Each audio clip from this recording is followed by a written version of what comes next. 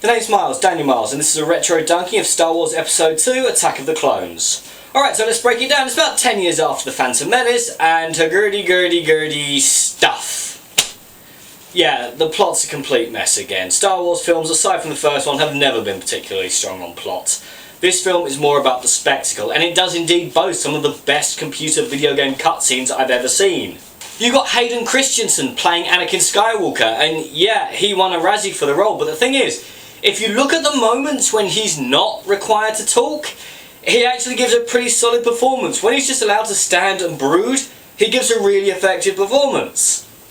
When he's required to talk and speak the dialogue, yeah, he sounds like Darth Vader as a petulant teenager.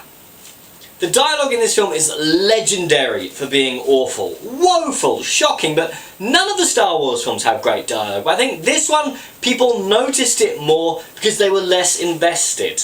Natalie Portman is an amazing actress, she's incredible, but again, she and Christensen have no chemistry.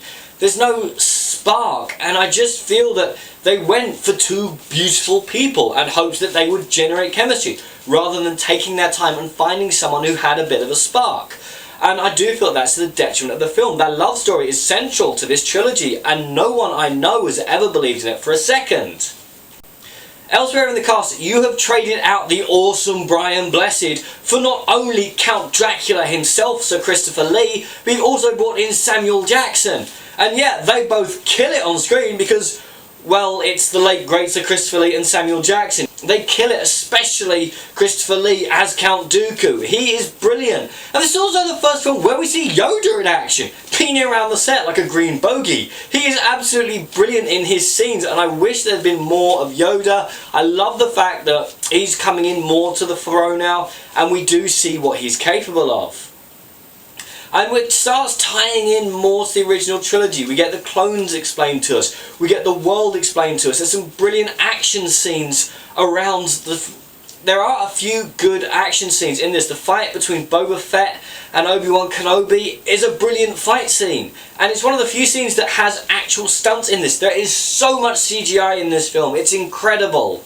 I'm not even sure if there's the one scene in this that doesn't have any CGI or visual effects in it. I'm not sure.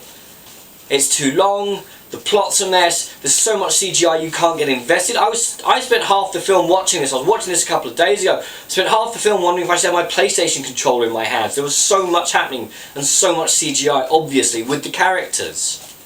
Again, a lot of time has gone into this, and at the time it did have an astronomical budget. But this was the first Star Wars film not to be the highest grossing film in the year of its release. This was the first Star Wars film to be outdone.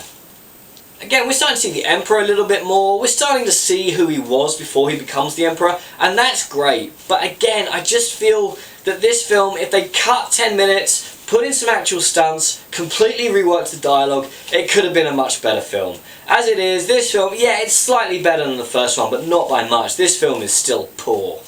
I'm Daniel, this is a Retro Donkey. If you enjoyed this video, please like, share, and subscribe.